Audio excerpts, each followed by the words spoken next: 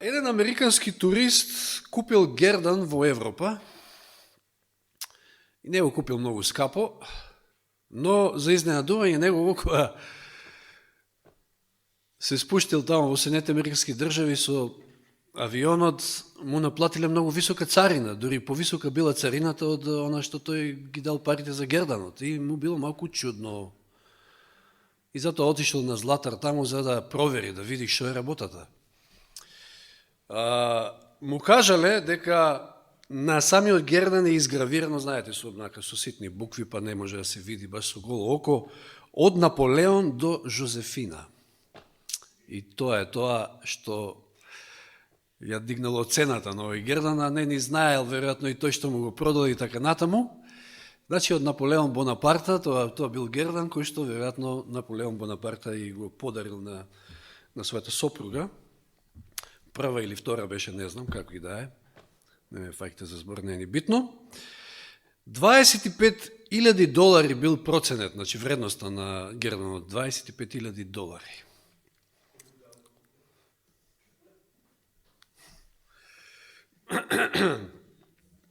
Ова само како една илустрација на почетокот. Ние многу вредиме, ние непроценливо многу вредиме, а нашата вредност е заради тоа што во нас е изгравиран Божиот подпис, во секој од нас. Тоа е одредува нашата вредност, нашата вистинска вредност, да кажем.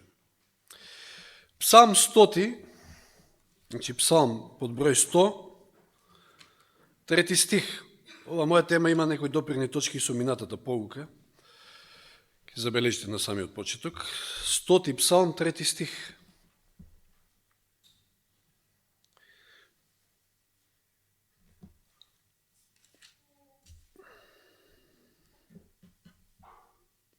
Знаете дека Господ е Бог, Тој не создаде и ние сме Негови. Негов народ сме и овци на Неговото пасиште. Господ е Бог, а ние сме Негови. Господ не создаде. Го имаме Неговиот подпис. Ние сме Негови по создавање. Божи созданија, но има и на повеќе други места во Библијата за ова, меѓутоа знаете дека човекот паднал, човекот сгрешил. Битие ни кажува дека сме создадени, не само што сме создадени од Бога, туку сме создадени според Неговиот лик. Со падот во грев, овој лик се изгубил кај човекот. Павле во Римјаните 3:23 ни кажува дека сите сгрешија и се лишени од Божјата слава и го изгубија тој Божи лик. Сите сгрешија, сите до еден. Сите сме во таа една иста ситуација. Сите до еден. И затоа Господ смислил еден таков план на спасение, кое што е во централно место на Евангелието, она што ни е дадено, Словото, кое што треба да го проповедаме. И Словото кое што нам ни било проповедано, па не привлекло. Евангелието е радосна вест и токму заради тоа што не е до нас спасението, туку е до Него. Сега нормално имам и свој дел, како што спомнавме во пуката, меѓутоа спасението е дар, практично дар. Псалм 103, 14 стих. Зошто знае добро како сме создадени, си спомнува дека сме прав. И ова е еден од стиховите на кои што можеби ќе се навраќам на оваа мисла во текот на оваа моја тема. Знае добро, Господ знае добро како сме создадени. Господ знае добро дека ние сме прав и дека вистинската вредност ја имаме заради тој подпис Божи. Меѓутоа, ние некој пати губиме од вид дека сме прав. Ако го читаме целиот псалм, односно, до 18 стих, да забележиме што овде можеме да прочитаме. Еднакво овој е Давидов псалм. Фала на Божјето милосрдие, така барем овде во Константинов е насловен, вели: благословувај го Господа душо моја и се што е во мене, Неговото свето име. Благословувај го Господа душо моја и не заборави ги Неговите добротворства. Тој ги проштава сите твои гревови, тој ги исцелува сите твои болести, тој ти го спасува животот од распадливост. те овенчува со добрина и љубов. Ти го исполнува животот со добрини. Твојата милост се обновува како на младост, се обновува како на орелот. Господ прави праведни дела и на угнетуваните им ја враќа правдата. На Мојсија му ги објави своите патишта, на Израелевите синови своите дела. Жалостив и милостив е Господ, долготрпелив и многу милостив. Не е јаросен за вечни времиња, ниту неговиот гнев пламнува довека. Не постапува со нас според нашите греови, ниту ни плаќа според нашите беззаконија. Колку убави зборови. Зошто колку е небото високо над земјата, толку е голема неговата милост кон оние што се бојат од него. Колку е исток далеко од запад, толку ги оддалечува од нас нашите беззаконија. Како што таткото ги милува синовите, така Господ ги милува оние кои што се бојат од него. Сега на 14. Зошто знае добро како сме создадени, си спомнува дека сме прав. Човековите денови се како трева, цветаат како полски цвет. Штом ветрот ќе го допре и веќе го нема.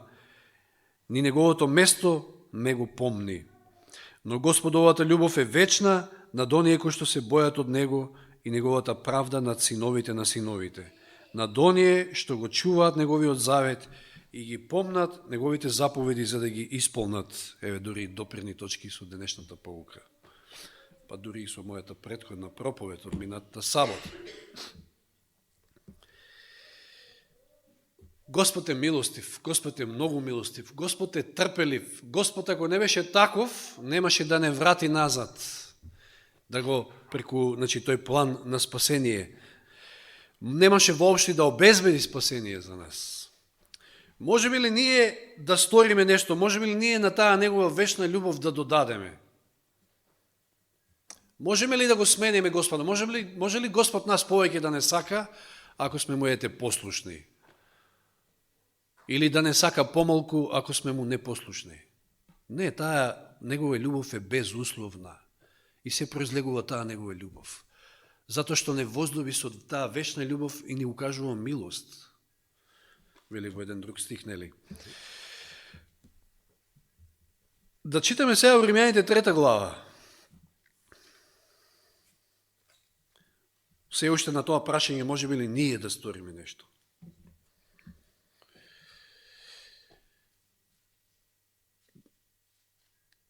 Од 20 стих до 28 читам. Зошто со делата на законот, еве се спомна нели законот, држењето на законот во псалмот што го читавме, но Павле овде вели со делата на законот ниедно тело нема да се оправда преку него, зашто преку законот доаѓа самото познавање на греот. А сега, независно од законот, се јави Божјата правда за која сведочат законот и пророците. И тоа Божја правда преку верата во Исуса Христа за сите кои веруваат, бидејќи нема разлика. Нема разлика, затоа што сите сгрешија и се лишени од славата Негова, од Божјата слава, но се оправдуваат од Неговата благодат преку откупот во Христа Исуса. Иста појдовна точка имаме сите сме сгрешиле и исто можеме да завршиме како резултат и благодарувајќи на таа Негова благодат и откупот преку Исуса Христа, кога Бог го постави за жртва на помирување преку вера во Неговата крв, за да се покаже Неговата правда во пропуштањето на поранешните гревови во времето на Божјето долготрпение, да ја покаже својата правда во сегашно време, значи сега, за да биде самиот праведен и за да го оправда оној кој што е од верата на Исуса. И така, каде е фалењето? Може ли некој од нас нешто да се пофали? Исклучено е. Според кој закон? Според законот на делата ли? Тамо можеме да се фалиме колку сакаме. Според законот на делата. Не. Туку исклучено е фалењето според законот на верата. И така ние заклучуваме дека човекот, значи овде Павле заклучува дека човекот се оправдува преку верата без делата на законот. И затоа ако велиме вера, под вера се подразбери послушност, тоа е факт, тоа е дури во некои јазици не постојат два збора за овие две. Вера и точка. Значи, во спасението ние не можеме ништо од наша страна да додадеме. Тука фалењето е исклучено. Меѓутоа, паѓаме некојаш во искушение. Слаби сме, често пати паѓаме на телото, таа борба меѓу духот и телото кој што постојано се води. Но сакам да кажам, веста за Евангелието, таа радосна вест, не само што е радосна, туку е и радикална за човечката природа. Човекот секојаш е склон нешто да направи тој од своја страна, нешто да биде заслужен за нешто. И затоа од светска перспектива, односно како луѓето гледаат во светот, се вреднува според некои достигања, според она што човекот направил, па толку вреди, па што поменал, како поменал, тоа се неговите вредности, па од тука доаѓаат групирања, од тука доаѓаат поделби, од тука доаѓаат класи и така натаму. На различни групи, по различни основи, по етнички, по економски, по социјални и така натаму. Каде што секоја група за себе смета дека е најдобра, дека е подобра од другата и така натаму и така натаму. Истото се случува и по црквите. Заради едно најголемо зло според мене, само праведноста. Значи, може би јас сметам дека подобро ја познавам теологијата и материјалот, така да кажеме, па тоа може да ме возгордее на другите и да ги гледам од повисоко. Може друго нешто да ме возгордее и така натаму и така натаму. Не знам, редовно давам десеток, редовно доаѓам во црква, не знам што, дека сум повреден од другиот и било што. Меѓутоа сето тоа доаѓа од самоправедноста. Но, кога станува збор за спасението, тоа е главната тема, затоа ни е дадено Светото писмо, затоа Господ и го пратил Исуса Христа. Нема простор за фалење кај човекот. Човекот не може ништо се пофали. Ако се е Божие, дури од тој аспект зборуваме и за пари, и за материјално, и било што, ако Бог се направил за да не спаси, нашиот дел е само да направиме избор, тоа што можеме ние да се пофалиме.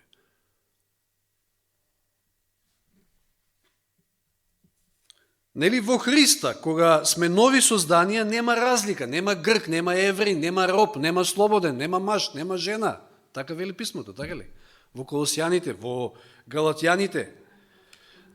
Значи, почнуваме од иста основа, сите сме сгрешиле, крајот е исти, и што има тука да се фалиме ние, ако се е до Бога? Дури, нели, имајќи предвид оние мои омилени стихови во Јован 15:5 и Филипјаните 4:13, дури и со Бога можам се, а без Бога не можам ништо. Односто, нели, првиот па другиот. И оној кој што е наново роден, оној кој што е во Христа, еве да читаме, Галатјаните 3:28, ајде да не зборам на памет. Галатјаните 3:28. Нема веќе ни јудеец, ни грк, нема веќе ни роб, ни слободен, нема веќе ни машко, ни женско, зашто вие сте сите едно во Христа Исуса. Нема разлика. Нема разлика од онаа појдовна точка, сите грешивме, а кога сме во Христа Исуса, во тој спасоносен однос, кога сме во Христа, сите сме едно. И тука нема разлика. Нема поделби. Нема некој од озгора другиот да го гледа, или не знам, јас повеќе знам, јас повеќе дарови имам, или било што, или така натаму. Не сме такво нешто да постои. Колосјаните 3:11. Колосјаните 3:11.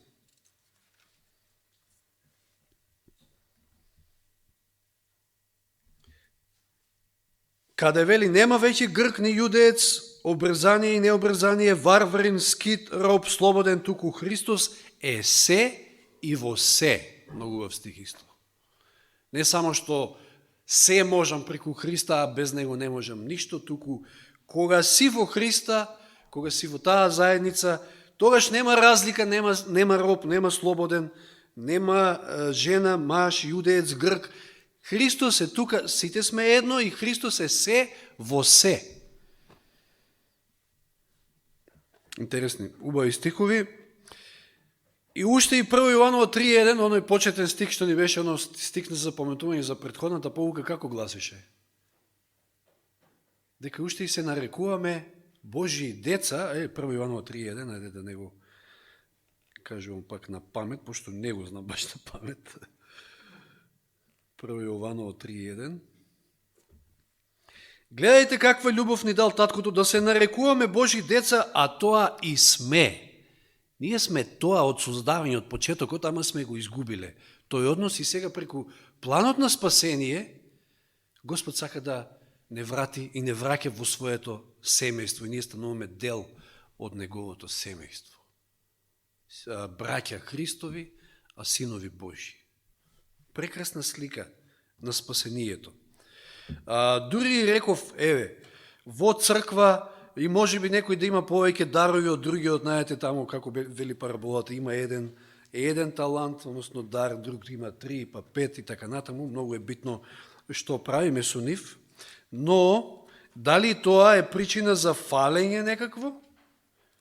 Или се е од Бога, како што и онаа поука не учеше, но ајде да читаме 1 Коринјаните 4.7, многу убав стих. 1 Коринјаните 4.7. Зашто кој те прави да се разликуваш од другиот? Прашање. Пошто тоа јас се разликувам и кој е тој кој што ме прави да се разликувам од некој друг или вие сте поразлични од мене? Сите сме ние различни, односно во Божите очи, сите ние сме уникати.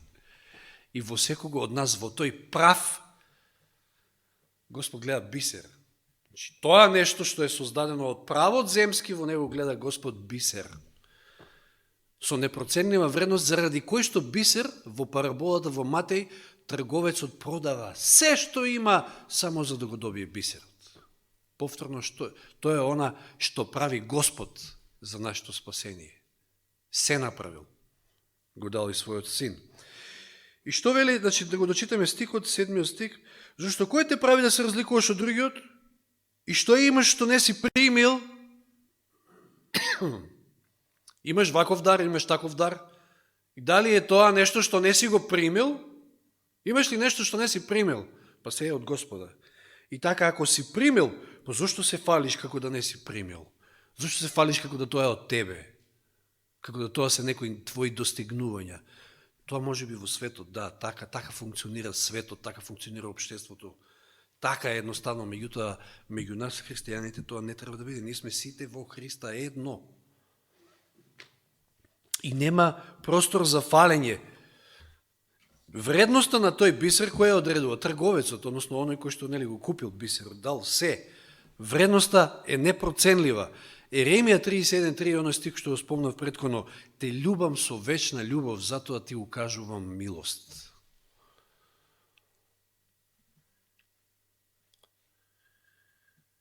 Бог не љуби со таа вечна љубов и ние тука немаме што да додадеме. Немаме никаква причина за некаква пофалба и фалење. И сега ќе разгледаме еден прекрасен пример од Стариот Завет во поглед на ова што го зборуваме, па дури и 5 минути се поклопуваат, мислам дека Елена читаше за милост, така? Да. Еви, сега зборуваме за Божјата милост и преку овој пример, кој што се наоѓа во Втора Самуилова книга во 9 глава, но првен ќе отвориме во 4 глава. Втора книга Самуилова 4 глава. Каде повторно ќе го видиме всушност Евангелието во една глава од Стариот Завет. Целото Евангелие овде. Значи, Втора книга Самуилова 4.4 првен. Да ја видиме позадината на овој лик кој што се спомнува во 9 глава, но во овој стих кога имал само 5 години, кога бил мало дете, на 5 годишна возраст, каде целиот живот му се сменил во корен, во еден ден, буквално. Станува збор за Мефивостеј. Сте чуле сигурно? Тоа е син Јонатанов или внук Саулов. Не знам како е во другите преводи, овде Мефивостеј, 4 глава, 4 стих. Што се случува во еден ден? Како му се менува од корен животот на ова дете? Сауловиот син Јонатан имаше син хром на двете нозе.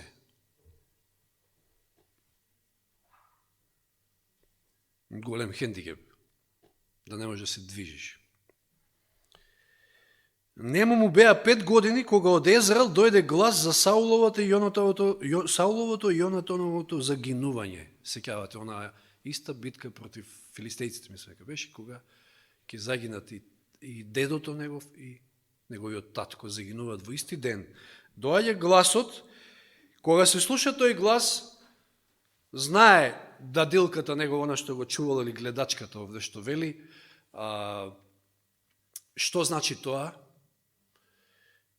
Власта ќе се смени, Мемфивосте е на удар и во паника неговата гледачка го дигнала и избега, но заради брзината на бегството детето падна и остана хромо. Или сакато, или другиот превод исто. Името му беше Мефивостеј. Во еден ден, каква трагедија, значи го губи дедото, царот тогаше, иако, нели, меѓувреме веќе Давид е зацарен, односно помазан од Господа, Саул, неговиот дедо, таткото, Јонатан, и уште и паѓа на 5 години и целиот живот му се менува. Не може да се движи веќе на своите две нози. И сега, после, ја може да предпоставам тука дека имало барем 20 на години, може би помалку, може би повеќе, после некои 20 на години, кога ќе се консолидира царството, Давид е веќе цар, Давид се сеќава на заветот што го склучиле, еве пак допирна точка и со може би пуката, со Јонатан. Давид и Јонатан се заветувале нешто. Во 9 глава, од 2 книга на Самуил, од првиот стих, ќе читаме всушност цела глава, овде се случува тоа действие прекрасно, значи, еден прекрасен пример. Преку милоста што Давид ќе му ја укаже на Мефивостеј, да сватиме Божијата милост и Божијата љубов кон нас, кон сите нас. Еден ден Давид праша, има ли уште некој преживеан од Сауловата куќа за да му направа милост, и внимавајте сега, заради Јонатан. Мефивостеј не заслужил ништо, ама заради Јонатан, заради тој однос што го имале Давид и Јонатан. Знаете ли каков однос имале? Се сеќавате, нели? Ма некако браќа, како најдобри браќа, како не знам, го вика, го љубеше како самиот себе. На 2 текста има такви. Еве, ќе се подсетиме всушност. Каде се спомнува во 1 Самуилова 18 глава, значи заветот што тие го склучиле меѓу себе. Прва книга Самуилова 18 глава. Да скокнеме до таму, иако може да држиме прст овде. 18 глава 1 Самуилова од 1 до 3. Кога Давид го заврши разговорот со Саула, Јонатановата душа се наклони кон Давидовата душа и Јонатан го возлюби како самиот себе си. Саул го задржа Давида во оној изден кај себе, не го остави да се врати во куќата на својот татко и Јонатан склучи сојуз со Давида, зашто го љубеше како самиот себе. Верувам дека кога вака двајца ќе склучат завет или сојуз, многу лесно ќе ги исполнуваат условите едниот и другиот, ако се љубат еден со друг, како самиот себе. Ова како да е слика на односот што го имаат трите лица на Божеството. Таткото, Синот и Светиот Дух. И како што и нас не поучуваат, како ние да го држиме законот, односно да го љубиме ближниот, е во случајов. Люби го како самиот себе. 20 глава од 1 Самуилова, значи понапред одиме и читаме од 14 до 17 стих, малку повеќе светлина на овој завет што го склучиле. Од 14 стих читаме, значи вели во 20 глава, ова Јонатан му го кажува на Давид, вели, ако јас уште бидам жив, ќе можеш да ми ја искажеш Господовата милост, значи лично на мене и на мојот дом. Меѓутоа, ако се случи друго, тоа што се случило, всушност, ако умрам, а тоа се случило, не крати му ја твојата добрина на мојот дом довека. Тоа е заветот. Кога Господ ќе ги откорне редом Давидовите непријатели од лицето на земјата, Јонатан се заветува со домот Давидов дека Господ ќе бара сметка за тоа од раците на Давидовите непријатели. Тогаш Јонатан му се заколна уште еднаш на Давида во својата љубов, зашто го љубеше со сета љубов на својата душа. Уште еден сличен израз како оние претходните. И сега Давид си сеќава на завитот.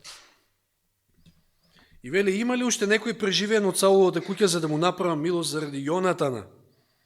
А во Сауловата куќа беше слуга, беше слуга по име Сива, слуга на Саул, што бил. Него го повикаа пред Давида и царот го праша, ти ли си Сива? А тој одговори, јас сум твојот слуга. Па сега не може да биде слуга веќе на Саула.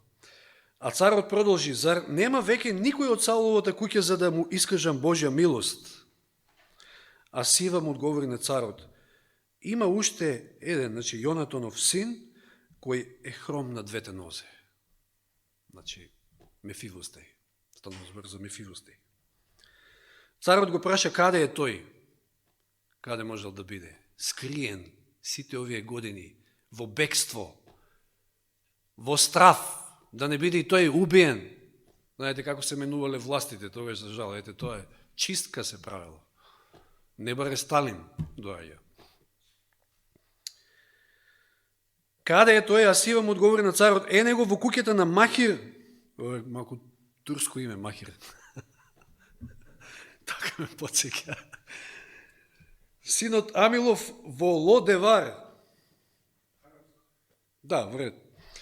Тогаш царот Давид испрати по него во куќата на Махир, синот Амилов од Лодевар.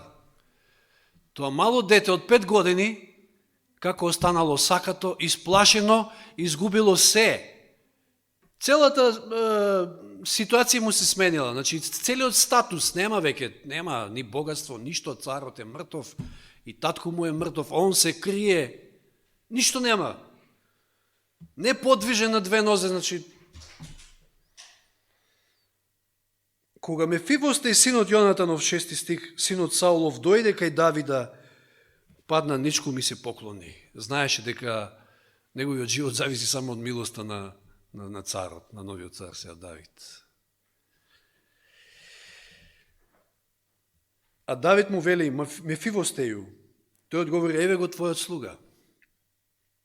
И Давид му вели, првото нешто што му вели е прекрасно, затоа што знае во каков живот живеела сиве овие години. Не бој се. Како што и Господ знае да каже, не бој се. Адам и Ева кога сгрешиле, прво се исплашиле, се сокриле. И Господ тргнал да ги бара. Видите, сега не сакам да ви раскажам оваа слика овде, ама самите треба да ја створите таа слика која што е дадена една миниатурна слика на Евангелието овде, преку милоста што Давид му ја укажува на Мефивостеј, а укажува на големата слика на спасението. Евангелието е тука во оваа глава, всушност. Не бој се, овој стих, ќе се навраќам на овој стих, не бој се, зашто сакам да ти искажам милост заради твојот татко Јонатан, ќе ти ги вратам сите ниви на твојот дедо Саул и ти секогаш ќе јадеш леп на мојот стол.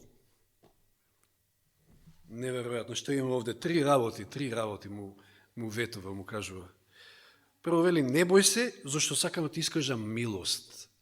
Милост заради Јонатан. А милоста самата по себе е незаслужена наклоност. Заслужувал нешто Мефивостеј? Не, тој смета дека заслужува смрт. Тој е Саулов потомок. Саул, кој што толку многу непријатни денови и неприлики му создаде на Давид. Давид е сега зацарен, но Давид му кажува милост заради заветот со Јонатан. Како што Господ ни укажува нам милост заради таа љубов негова и заради Христовата жртва на крстот.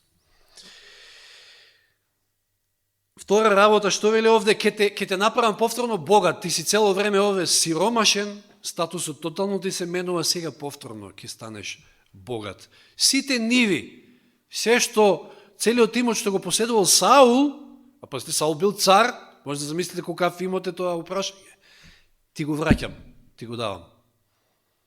Ќе станеш богат, па зарем Евангелието, зарем тоа, кога доаѓаме кај Христа, не збогатува, не прави богати, како што вели таму во кој текст беше, Исус осиромаше, Исус стана сиромашен за да нас не направи богати. Самата благодат што ја примаме е вистинско богатство. Сетите се на Ное, како Ное се спаси во она прва катастрофа, да кажам, потопот на целото човештво. Како се спаси? Затоа што најде благодат кај Господа. Да, точно беше послушен секој збор, ама заради благодата, по благодат сме спасени. Имаше вера, но точно 120 години изборувавме за тоа.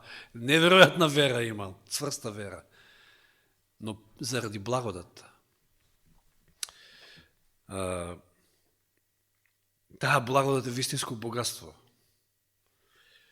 Тој спасоносен однос со Господа, тоа е вистинско богатство.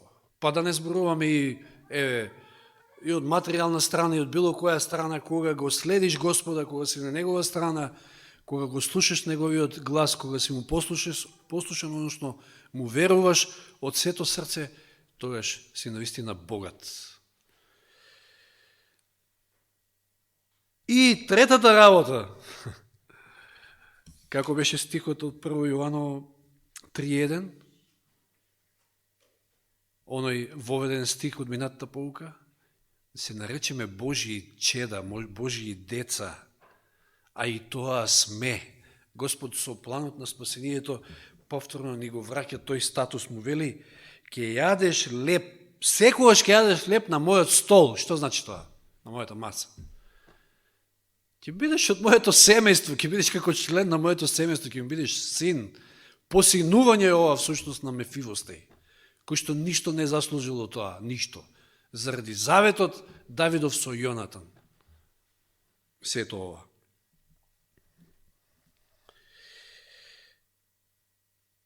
И видите реакцијата сега на Мефивостеј. Кутирот тој, што, како би реагирал. Ама реагира на начин како што, оно што го истакна во оној Псалм 103-14 стих. Господ знае дека ние сме прав. Тој знае како сме создадени, ама ние често пати тоа го губиме од вид. Кога ние ќе се покажеме пред Господа, што можеме ние, со што можеме ние да се препорачаме пред Господа? Со што? Можеме да кажеме, Господе, еве, заради ова и заради ова, јас заслужувам да бидам спасен. Видите што вели, Мефивостеј се поклони и рече, што е твојот слугата му искажуваш почит на пцовисан пес, како што сум јас. Пцовисан пес. Видите, евреите во својата гордост, сега ми доаѓа ова мисла, евреите во својата гордост, затоа што се избран народ. Тие сте спасени, спасението е само за нив, другите како ги нарекувале? Кучиња, пси, да. А Мефивостеј е свесен за својата положба, за својата ништожност, дека тоа е ништо. Прав. Во срцето на Евангелието што е пораката за оправдување со вера, што вели Елен Вајд, што е оправдување со вера? Тоа е фрлање на човечката гордост во прав. Да сватиш дека си ништо, нема тука причини, нема тука момент за фалење, ни секунда да се пофалиш нешто пред Бога и во Божите очи, дека си нешто. Што е твојот слуга да му искажуваш почит, да му искажуваш таква милост, таква добрина? На пцовисан пес каков што сум јас.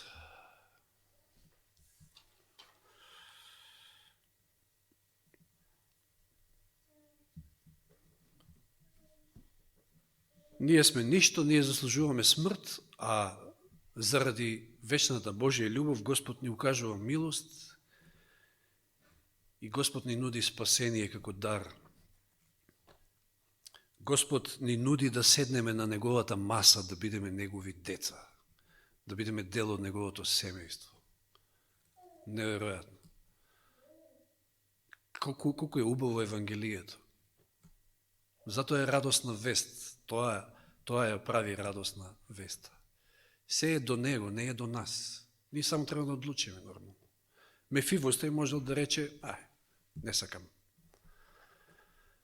Ама во таа состојба, па може да замислиме состојбата која што бил, хиндикипиран на двете нозе. Сега денешното општество е нешто друго, меѓутоа какво било и како ги третирале тогаш тоа општество, таквите случаеви, па во бивша Југославија не беше кој знае што. Јас знам по моја искуството со мајка ми. Како и да е.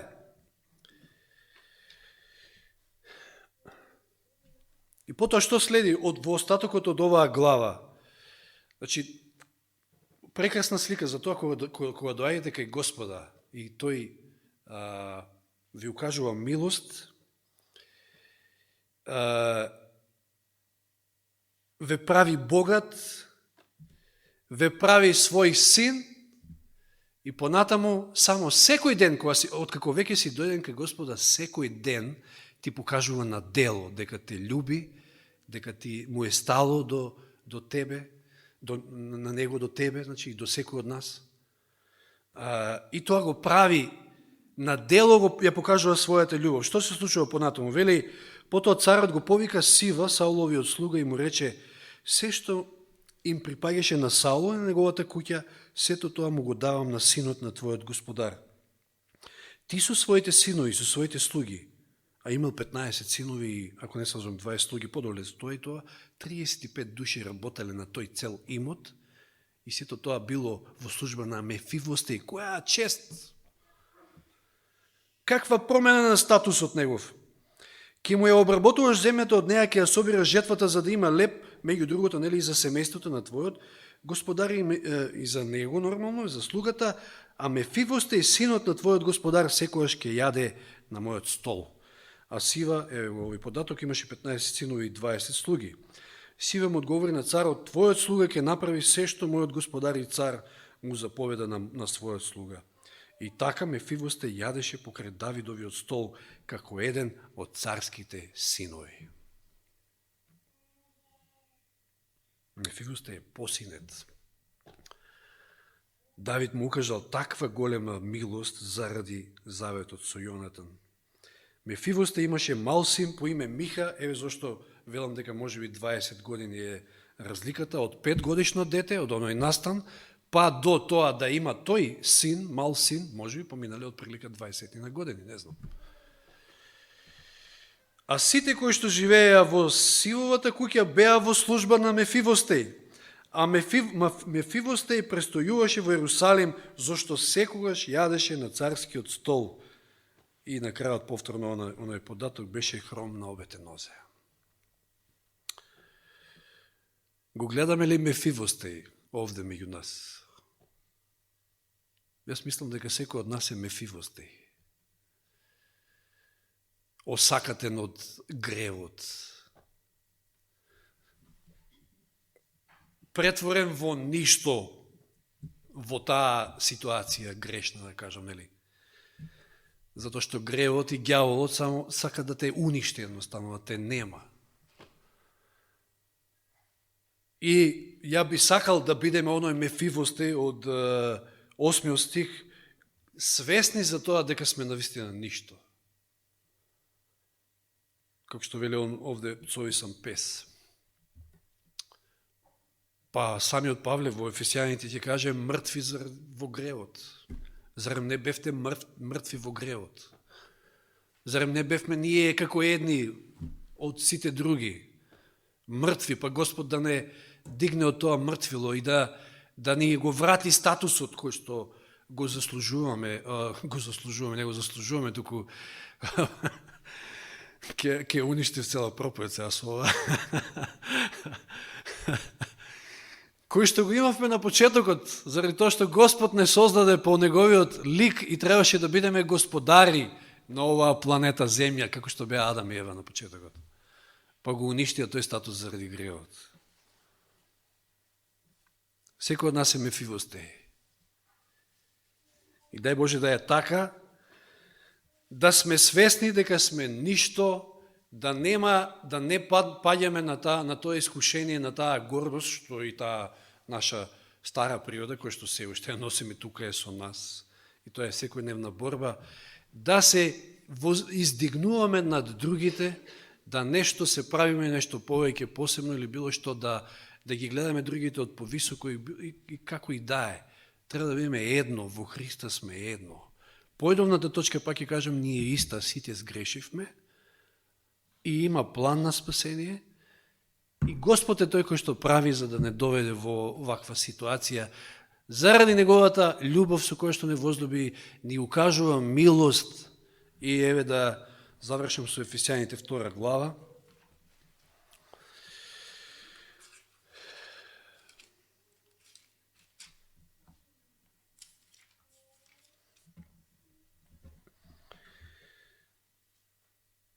И вас кои бевте мртви поради вашите престапи и гревови, како што Мефивостеј се сметал, нели, мртов пес, во кој живеевте некогаш според векот на овој свет, значи од почеток го читам во 2 глава Ефесијаните, според кнезот на воздушните сили, духот кој действува сега меѓу синовите на непокорноста.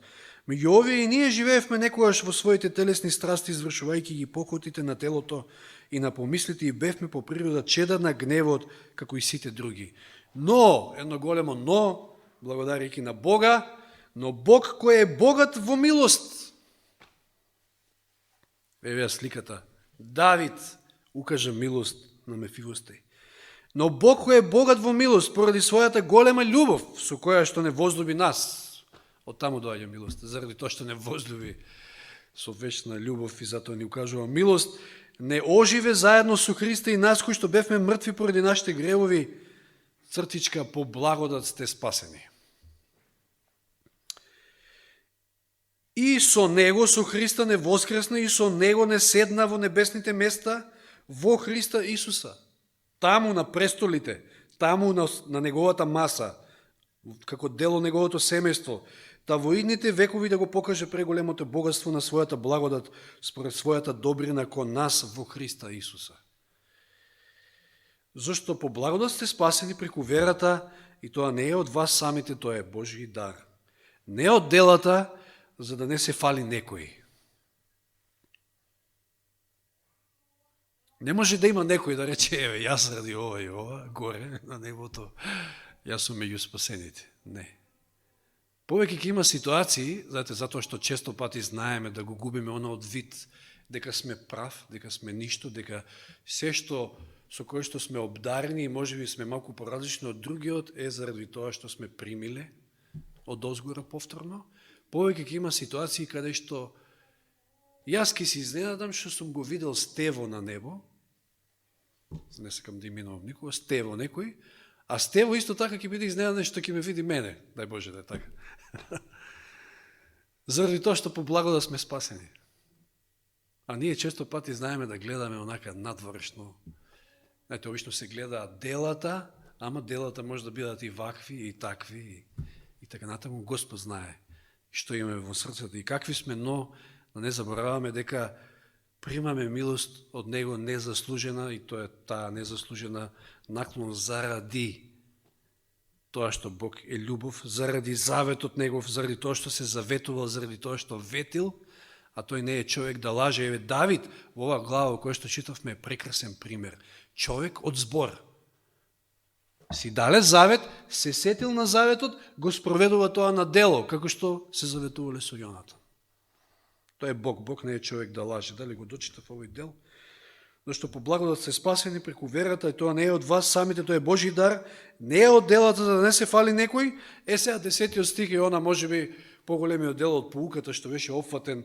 Значи како тоа, ако ние правиме вака, пак е да, точно, ама тоа е затоа што тоа е одговор на нашето спасение сега, затоа што сме спасени, односно сме оправдани, поточно, да не испадне сега како евангелистите, дека сме спасени. Имено Негово дело сме создадени во Христа Исуса. И сме создадени на почетокот од Бога, меѓутоа и создадени, ресоздадени во Христа Исуса за добри дела. Значи, невозможно е да човек биде оправдан и биде во Христа, а да не произведува добри дела, да биде пасивен, да биде статичен, да нема ништо во неговиот живот. Не. Невозможно е. Имено Негово дело сме создадени во Христа Исуса за добри дела, кои Бог ги подготви однапред, за да живееме во нив. Нека Господ ни помогне да живееме така, да се сетиме на оваа глава, 2 Самуилова 9 глава, не заборавете, 2 Самуилова 9 глава, прекрасен пример Да се сетиме на овој пример, ако можеме некојаш се возгордееме и не знам нешто, мислиме дека ние нешто сме постигнале, дека ние нешто можеме да направиме за нашето спасение. Не. По благодат сме спасени, преку вера. Амин.